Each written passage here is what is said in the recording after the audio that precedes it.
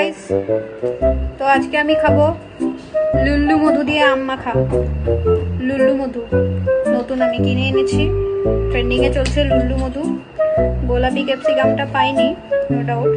এখন কিছু মানুষ হিংসা করে বলবেন না এটা ডাবার হানি। আমি ডাবার হানির বোতলে লুল্লু মধু ভরিয়ে রেখেছি, কারণ মানুষের যদি জানে ওটা আমার থেকে যাই হোক, দিস ইজ লুল্লু মধু। কেউ আমার থেকে চাইবে না, ঠিক আছে? আমি দিব না, অনেক দাম, 1 কোটি টাকা নিয়েছে এই লুল্লু মধু।